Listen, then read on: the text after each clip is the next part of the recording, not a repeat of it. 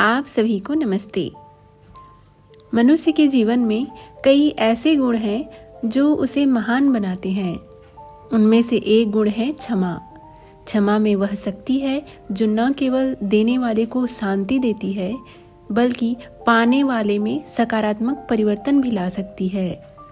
किसी को माफ कर देना आसान नहीं होता, लेकिन वही यह गुण है जो एक साधारण व्यक्ति को महान बना सकता है। क्षमा से मन की आकुलता नष्ट होती है और स्थिरता आती है। क्षमा मन को निर्मल करती है और मनुष्य में सात्विकता का संचार करती है। जो आदमी दूसरों को माफ नहीं कर सकता, वह अपने आप को भी माफ नहीं कर सकता। वह अपराध भावना से ग्रस्त होकर हमेशा कुंठित रहता है। इसलिए जरूरी है कि दूसरों को उनकी गलतियों के लिए माफ करें, पर आप अपने आप को भी अपनी गलतियों के लिए माफ करें। बिना प्रेम और क्षमा के कोई भी व्यक्ति शांत और सुखी नहीं हो सकता। क्षमा को वीरों का आभूषण कहा गया है। सच्चा वीर व साहसी वही है जो दूसरों की गलतियों और नासमझियों को माफ कर देता है। क्षमादान एक उत्कृष्ट साहस और अप्रतिम पराक्रम से कम नहीं है। यह विशाल हृदय का परिचय है, जिसके स्पर्श से अब तक कितने ही लोगों का हृदय परिवर्तन हुआ और वे अपने जीवन की दशा व दिशा बदलने में समर्थ हुए। क्षमा एक ऐसा भाव है जो स्वयं को उपकृत तो करता ही है, साथ ही औरों का भी उपकार करता है। कहानी सम्राट उदयन की है, जो सिंधु सवीर राज्य के राजा थे। वे एक धर्मनिष्ठ, वीर और न्यायप्रिय राजा थे। अधर्मी लोगों को सजा देने में वे जितने कठोर थे, उतने ही दुखी व जरूरतमंदों के प्रति दयालु थे। उनकी धार्मिकता और न्यायप्रियता ने उन्हें चक्रवर्ती सम्राट बना दिया था, जो पूरे राज्य में धर्म और न्यायपूर्वक शासन करते थे। जब राजा वृद्ध हो चले तो एक दिन शाम को राज दरबार से लौटने पर उनकी धर्मपरायण पत्नी ने महाराज से कहा कि धार्मिक मर्यादा के अनुसार अब आपको अपना राजपाट पुत्र राजकुमार अभिची को सौंप देना चाहिए। राजकुमार की शिक्षा दीक्षा भी पूरी हो चुकी है। अब वे इस योग्य हो गए हैं कि शासन भार को संभाल सकें। राजकुमार को राज्य सौंपकर हम दोनों को परमार्थ एवं परलोक की तैयारी के लिए स्वयं को सबसे मुक्त कर लेना चाहिए। महाराज उदयन रानी की बातों से सहमत हुए व राज्य में युवराज अभिची के राज्याभिषेक की तैयारियां होने लगीं। महाराज की एक बहन भी थी। उसका एक पुत्र केसी कुमार इन्हीं के संरक्षण में पल रहा था। उसके पिता किसी अन्य राज्य के शासक थे, पर किसी युद्ध में वे मारे गए थे। उसकी माता ने अपने अंतिम समय में अपने पुत्र को अपने भाई को सौंपा था।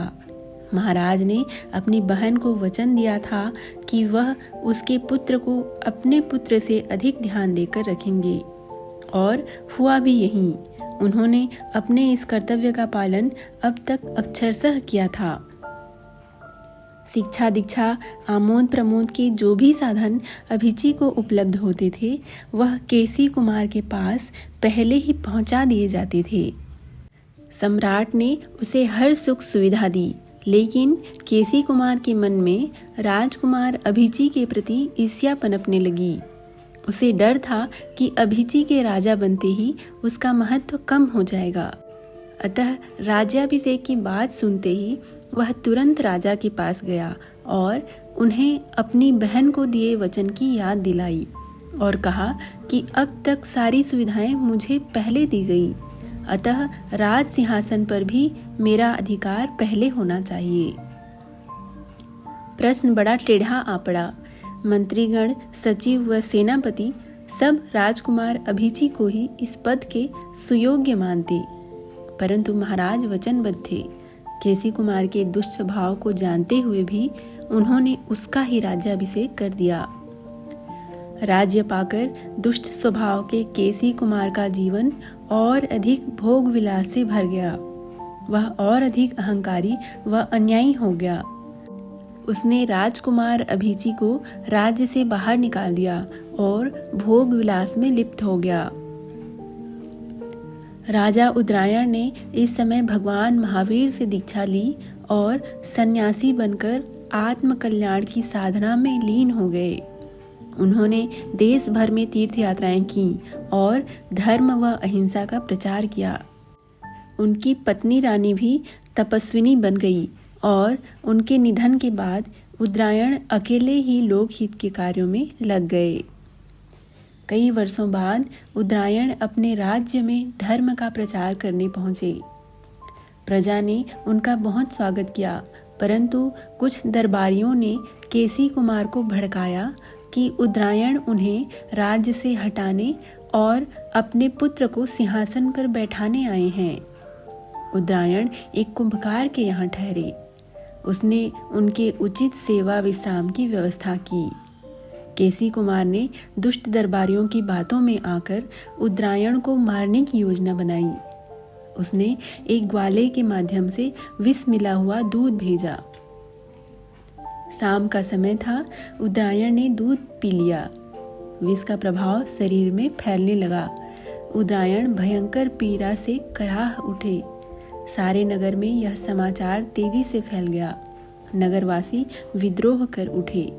महाराज उदरायण की आज्ञा लेने और केसी कुमार की सत्ता को उखाड़ फेंकने के लिए मतवाली भीड़ कुंभकार के द्वार पर जा पहुंची। उदरायण ने एक बार सिर ऊपर उठाया और कहा, आप लोग केसी कुमार का प्रतिकार मत करना, वह क्षमा के योग्य है। मेरा यह शरीर आज नहीं तो कल नष्ट होना ही था। यह कहते हुए उदरायण ने अपने प्राण त्याग दिए।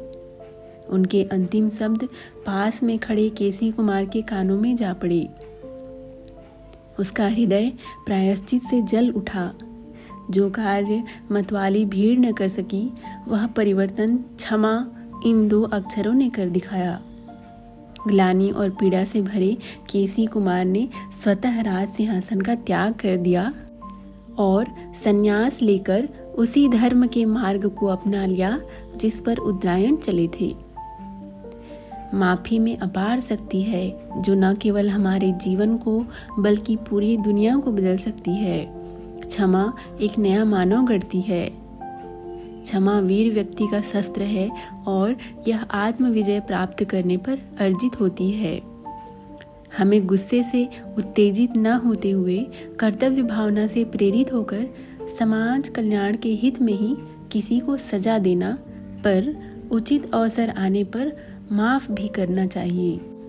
माफ न करना और बदले की भावना रखना दुख और तकलीफ लाता है।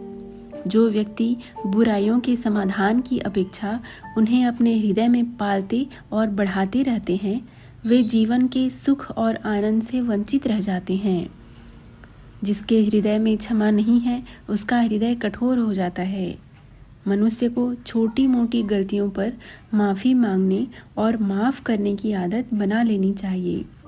गलती करने वाले को माफ़ करने से हृदय साफ होगा।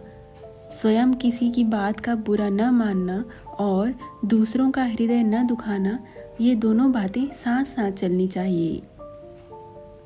क्षमा एक मुस्कान पैदा करता है। अपनी अंतरात्मा से जिसको आनंद पाना हो, उसे क्षमाशील बनना चाहिए। क्षमा करना प्रशंसनीय कार्य होता है, क्योंकि किसी के गलती करने पर मन में अपने आप ही क्रोध का विष पनपने लगता है, जो शरीर व मन को नुकसान पहुंचाता है। इस विष का प्रभाव उसी व्यक्ति पर होता है जो गलती को महसूस करता है, भले ही गलती उसने स्वयं नहीं की है, लेकिन गलती को होते हुए देखने से मन में बने हुए विष को वह पीता है, और तब तक पीता है जब तक वह गलती करने वाले व्यक्ति को मन की गहराइयों से माफ न कर दे। अपनी गलती को दिल से महसूस करने वाले व्यक्ति माफ़ी जरूर मांगते हैं और उन्हें माफ़ किया भी जाना चाहिए, नहीं तो उसमें अपराध बोध बना रहता है। जिस प्रकार हमसे गलती हो जाने पर हम चाहते हैं कि उस गलती के लिए हमें माफ़ कर दिया जाए, उसी प्रकार दूसरों से गलतियां हो जाने पर भी हमें उन्हें माफ़ करने के बारे में ही सोचना चाहिए। माफ़ करने पर ही अतीत की गलतियों से हम बाहर निकल पाते हैं और वर्तमान को सुखी बना सकते हैं। क्षमा हमारे अतीत को नहीं बदल सकती, लेकिन भविष्य को सुखमय बना सकती है। माफ़ करने के बहुत सारे फायदे हैं। यह पाने वाले और देने वाले को उसकी खुशी वापस लौटाती है। माफ़ करने से तनाव कम होता है, रिश्ते अच्छे होते हैं, लेकिन इसका मतलब यह नहीं है कि जो गलती कर रहा है उसे समझाया न जाए। माफ़ करना ज़रूरी है, पर कभी कभी लोग यह सोच नहीं पाते दूसरा व्यक्ति अगर उसके गलत व्यवहार का बदला लेने पर उतारू हो गया तो अपने ऊपर क्या बीतेगी, कितना नुकसान उठाना पड़ेगा। प्रतिशोध का परिणाम अनुभव करने पर भी ऐसे गलत व्यवहार के व्यक्ति सहम जाते हैं और समझाने में आ जाते हैं, फिर दूसरी बार गलत व्यवहार नहीं करते। अतः ऐसे लोगों को शांतिपूर्ण तरीके से यह बताया जाना चाहिए कि यह व्यवहार गलत है और आगे ऐसा नहीं होना चाहिए। हमेशा गलत व्यवहार का विरोध होना चाहिए, न कि उस व्यक्ति का। व्यक्ति हमेशा गलत नहीं हो सकता, उसका व्यवहार गलत हो सकता है। यदि उसके किसी विशेष गलत व्यवहार की आलोचना होगी तो व्यक्ति के जीवन में संभवतः अधिक सुधार होगा और रिश्तों में कड़वाहट भी नहीं आएगी। इसके लिए उसे प्रेरित भी करते रहना चाहिए। क्षमा करने के साथ साथ यह भी सुनिश्चित करें कि सामने वाले व्यक्ति ने अपनी गलती से कुछ सीखा हो और वह अपने व्यवहार में सुधार करे।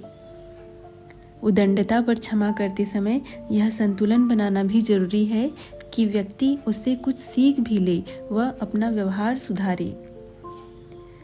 माफ़ी वह शक्तिशाली हथियार है जो नफ़रत को हटाने के लिए आपके पास होनी चाहिए।